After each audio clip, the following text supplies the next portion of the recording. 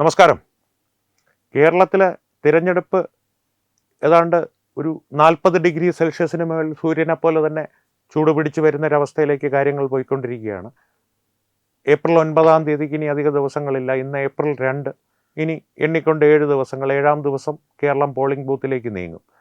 കാര്യങ്ങൾ അങ്ങനെ പോകുമ്പോൾ ഒരു കൗതുകകരമായ എന്നാൽ കുറച്ചധികം കേരള സമൂഹത്തെ സംബന്ധിച്ച് അപകടകരമായിട്ടുള്ളൊരു രാഷ്ട്രീയ സാഹചര്യം കേരളത്തിൽ ഉരുവായി വരികയാണ്. ഈ ഉരുത്തിരിഞ്ഞു വരുന്ന രാഷ്ട്രീയ സാഹചര്യത്തെ ശ്രദ്ധയോടെ നിരീക്ഷിക്കുമ്പോൾ ഒരു കാര്യം എന്തായാലും വ്യക്തമാണ്. SDPI എന്ന പോപ്പുലർ ഫ്രണ്ട് ഓഫ് ഇന്ത്യയുടെ രാഷ്ട്രീയകരമായിട്ടുള്ള നിരോധിത ഭീകര സംഘടനയായ പോപ്പുലർ ഫ്രണ്ട് ഓഫ് ഇന്ത്യയുടെ രാഷ്ട്രീയകരമായ SDPI എന്ന രാഷ്ട്രീയ കക്ഷി ഇടത് വലത് ഭേദമില്ലാതെ, അതായത് LDF UDF ഭേദമില്ലാതെ ഇരു കക്ഷികളുടെ മേലും അവരുടെ സ്വാധീനം ഊട്ടിയുറപ്പിക്കുകയാണ് കേരളത്തിൽ. കേൾക്കുമ്പോൾ പെട്ടെന്ന് അത്ഭുതകരമായിട്ട് തോന്നാം. കാരണം UDFൽ VD സതീശൻ പ്രത്യേകം പറഞ്ഞതല്ലേ, ഞങ്ങൾക്ക് SDPIയുടെ വോട്ട് വേണ്ട. പിണറായി വിജയൻ അത് പറയുവാനുള്ള ധൈര്യമുണ്ടോ? തന്നെയുമല്ല, SDPI പരസ്യമായി നേമത്ത് LDF സ്ഥാനാർത്ഥി CPIMൻ്റെ V ശിവൻകുട്ടിക്ക്, അദ്ദേഹം ഈ പിണറായി മന്ത്രിസഭയിലെ വിദ്യാഭ്യാസ മന്ത്രി കൂടിയാണ്, അദ്ദേഹത്തിനുള്ള പിന്തുണ പരസ്യമായി പ്രഖ്യാപിച്ചതല്ലേ.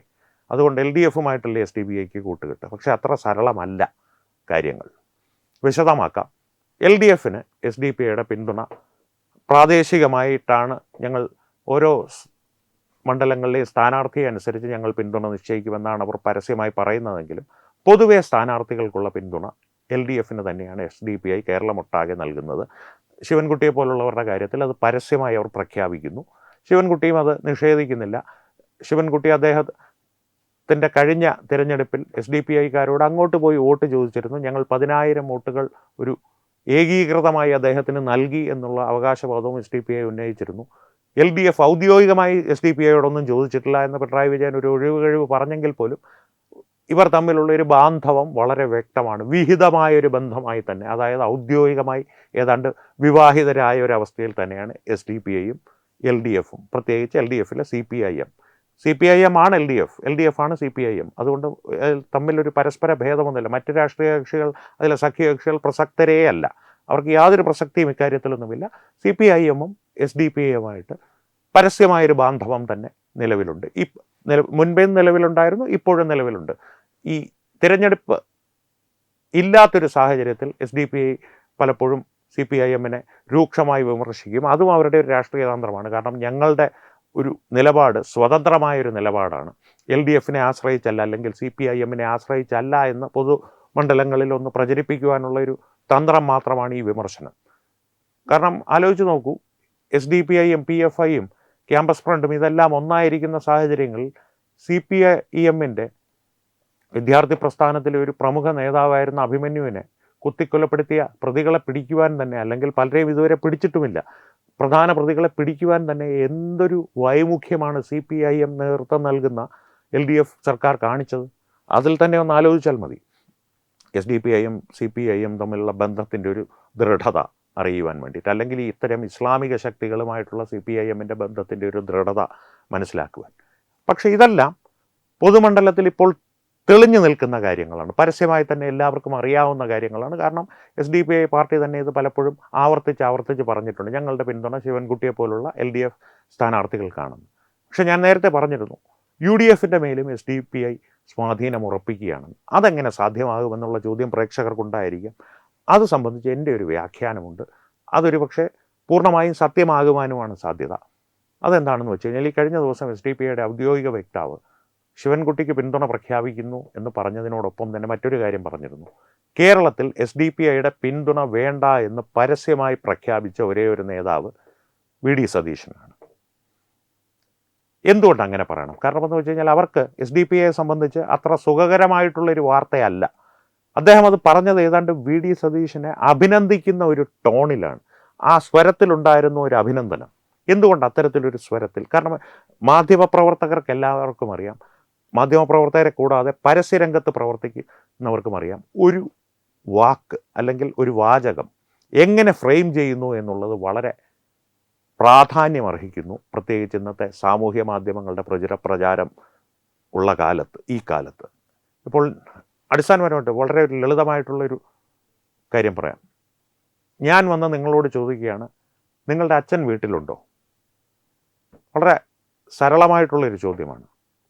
അതേ ചോദ്യം തന്നെ നിൻ്റെ തന്ത വീട്ടിലുണ്ടോ എന്ന് ചോദിച്ചു കഴിഞ്ഞാൽ വ്യത്യാസമാകും. അതിൻ്റെ ഒരു ടോണിലും അതിൻ്റെ ഒരു ആ പറയുന്ന സ്വരത്തിൻ്റെ ഒരു ഖനത്തിലും ആ സ്വരത്തിൻ്റെ ഒരു മുന്നോട്ട് വയ്ക്കുന്ന രീതിയിലും അല്ലെങ്കിൽ പറയുന്ന രീതിയിലും എല്ലാം ഒരു വ്യത്യാസമുണ്ട്. അത് കൂടുതൽ പ്രസക്തമാകുന്നത് മാധ്യമങ്ങളുടെ മുമ്പിൽ ക്യാമറയ്ക്ക് മുൻപിൽ വരുമ്പോഴാണ്. വാചകങ്ങൾ ഫ്രെയിം ചെയ്യുന്ന രീതിക്ക് വളരെയധികം പ്രസക്തിയുണ്ട്. ആ ഒരു ഫ്രെയിമിങ്ങാണ് ഇവിടെ കൃത്യമായി നടത്തിയിരിക്കുന്നത്. വി.ഡി. സതീശൻ ഞങ്ങളുടെ വോട്ട് വേണ്ട എന്ന് വളരെ അഭിനന്ദന അർഹമായ എന്തോ ഒരു കാര്യം വി.ഡി. സതീശൻ ചെയ്തു എന്നുള്ളൊരു സ്വരത്തിൽ SDPIയുടെ വക്താവ് പറഞ്ഞത്. ഇതെന്തിനാണ് ചെയ്തത്? ഹിന്ദു വോട്ടുകൾ BJPയിലേക്ക് പോകുന്നത് തടഞ്ഞ് കോൺഗ്രസിലേക്ക് കൊണ്ടുവരുവാനുള്ള. കണ്ടോ, വി.ഡി. സതീശൻ SDPIക്കെതിരെ ആഞ്ഞടിക്കുന്ന ധീരനായ നേതാവാണ്. മറിച്ച് ഇപ്പുറത്ത് നോക്കൂ, പിണറായി വിജയൻ SDPIക്ക് മുന്നിൽ ആയുധം വെച്ച് കീഴടങ്ങിയിരിക്കുന്നു. ശിവൻകുട്ടി എന്തായാലും അവരുടെ മുമ്പിൽ മുട്ടുകുത്തി നിൽക്കുകയാണ്. ഇഫ്താർ പാർട്ടിയിൽ പങ്കെടുത്തു. പക്ഷേ ഈ അവസരത്തിലാണ് ഈ ഒരു ചതി പ്രേക്ഷകർ മനസ്സിലാക്കേണ്ടത്. ഇഫ്താർ പാർട്ടിയിൽ ശിവൻകുട്ടി മാത്രമല്ല പങ്കെടുത്തിരുന്നത്, MM ഹസൻ പങ്കെടുത്തിരുന്നു, K. മുരളീധരൻ പങ്കെടുത്തിരുന്നു. കോൺഗ്രസിൻ്റെ നേതാക്കളെല്ലാം SDPI ഒരുക്കിയ സ്നേഹവിരുന്ന് എന്ന ഇഫ്താർ പാർട്ടിയിൽ ഇക്കഴിഞ്ഞ ദിവസം അത് സംബന്ധിച്ചുള്ള വാർത്ത തത്വമയി ന്യൂസ് തന്നെ പ്രേക്ഷകരുടെ മുമ്പിൽ എത്തിച്ചതാണ്. പക്ഷേ ഈ ഇഫ്താർ വിരുന്നിൽ SDPIയുടെ സ്നേഹവിരുന്ന് ആസ്വദിക്കാൻ ഇവരെല്ലാവരും പോയിരുന്നു, പാർട്ടി വ്യത്യാസമില്ലാതെ. LDFിലും പ്രത്യേകിച്ച് CPIMൽ നിന്ന് ശിവൻകുട്ടിയും കോൺഗ്രസിൽ നിന്ന് മുരളീധരനും ഹസനും ഉൾപ്പെടെയുള്ളവർ വളരെ ഭവ്യതയോടുകൂടി പോയി അവിടെ ഈ സ്നേഹവിരുന്ന് ആസ്വദിച്ച് അവരുടെ മുമ്പിൽ താണു വണങ്ങിയിട്ട് വന്നവരാണ്. അതുകൊണ്ട് ഇവർ തമ്മിൽ യാതൊരു ഭേദവുമില്ല. SDPIയുടെ പിടി ഇരു പാർട്ടികളുടെ മേലും വിവിധ തരത്തിൽ മുറുകിക്കൊണ്ടിരിക്കുകയാണെന്നുള്ള കാര്യത്തിൽ ഒരു സംശയവും വേണ്ട. അത് CPIMൻ്റെ മേൽ ഇപ്പോൾ വിഹിതമായിട്ടാണ്, പരസ്യമായിട്ടുള്ളൊരു ബാന്ധവത്തിലൂടെയാണ് മുറുകുന്നതെങ്കിൽ കോൺഗ്രസിൻ്റെ കാര്യത്തിൽ അത് അവിഹിതമായി ഒളിവിലൂടെ രഹസ്യമായി ഇരുട്ടിൻ്റെ മറവിലാണ് മുറുകുന്നതെന്ന് മാത്രം. ഇത് രണ്ടും ഒന്ന് തന്നെയാണ്. തന്നെയുമല്ല, കോൺഗ്രസിനെ പോലുള്ള ഒരു രാഷ്ട്രീയ കക്ഷി ജമാഅത്തെ ഇസ്ലാമി എന്നുള്ളൊരു രാഷ്ട്രീയ കക്ഷിയുമായിട്ട് പരസ്യമായി സഖ്യമുണ്ടാക്കി എന്നുള്ളത് മാത്രം മതി ഇസ്ലാമിക ശക്തികളോട് എത്രയധികം വിധേയത്വം അവർ പുലർത്തുന്നു എന്നത് മനസ്സിലാക്കാൻ. ജമാഅത്തെ ഇസ്ലാമി എന്തുകൊണ്ടൊരു വർഗീയവാദി പ്രസ്ഥാനമാകുന്നു എന്നുള്ളതിനെ സംബന്ധിച്ച് ഞാനും തത്വമയി ന്യൂസിൽ നിരവധി രാഷ്ട്രീയ വിശാരദന്മാരും നിരവധി തവണയായി പ്രേക്ഷകരുടെ മുമ്പിൽ അവതരിപ്പിച്ചിട്ടുള്ള കാര്യമായതുകൊണ്ട് അത് ഞാൻ ആവർത്തിക്കുന്നില്ല. പക്ഷേ അടിസ്ഥാനപരമായി പറഞ്ഞു വയ്ക്കുന്ന ഇത്രമാത്രം, SDPI എന്തായാലും കേരള രാഷ്ട്രീയത്തിൽ നിറഞ്ഞു കളിക്കുവാൻ തീരുമാനിച്ചിരിക്കുകയാണ്. അതിനവരെ അനുവദിക്കണോ വേണ്ടയോ എന്നുള്ളത് പ്രേക്ഷകരുടെ, അതായത് കേരളത്തിൽ 9-ാം തീയതി പോളിംഗ് ബൂത്തിലേക്ക് നീങ്ങുവാൻ പോകുന്ന സമ്മതിദായകരുടെ തീരുമാനമാണ്. SDPIയെ കേരളത്തിൽ കളം നിറയുവാൻ അനുവദിക്കണോ വേണ്ടയോ എന്നുള്ളത്. കാരണം നമ്മുടെ അയൽ സംസ്ഥാനമായ തമിഴ്നാട്ടിൽ ഏതാണ്ടൊരു രാഷ്ട്രീയ പ്രാധാന്യമുള്ള കക്ഷിയായി കമലഹാസൻ എന്ന ദല്ലാളിൻ്റെ ഇടനിലയിലൂടെ DMKയുമായി ഒരു പരസ്യ സഖ്യമുണ്ടാക്കി തിരഞ്ഞെടുപ്പിൽ മത്സരിക്കുന്ന അവസ്ഥയിൽ അവരെത്തിയിട്ടുണ്ട്.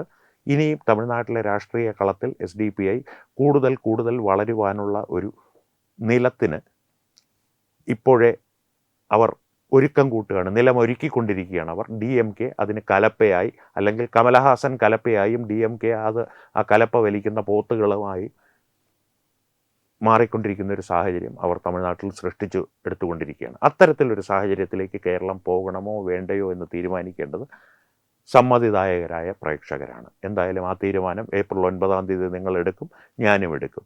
എന്തായിരിക്കും ആ തീരുമാനമെന്നുള്ളത് മെയ് 4-ന് നമുക്കറിയാം. അപ്പോൾ വീണ്ടും കാണാം. നന്ദി, നമസ്കാരം. HIV അണുബാധ സന്തോഷപൂർണമായ ഒരു ജീവിതത്തിന് തടസ്സമല്ല. HIV അണുബാധയ്ക്ക് ഫലപ്രദമായ ചികിത്സ ഇന്ന് ലഭ്യമാണ്. ഇതിന് യഥാസമയം അണുബാധ കണ്ടെത്തുന്നതും കാലേക്കൂട്ടി ചികിത്സ നടത്തേണ്ടതും അത്യാവശ്യമാണ്. സൗജന്യമായ ചികിത്സയും മാർഗനിർദ്ദേശങ്ങളും സർക്കാർ ആശുപത്രികളിലെ ART അഥവാ ഉഷസ് കേന്ദ്രങ്ങളിൽ ലഭ്യമാണ്. ആരോഗ്യ സംരക്ഷണം ഓരോരുത്തരുടെയും ഉത്തരവാദിത്തമാണ്.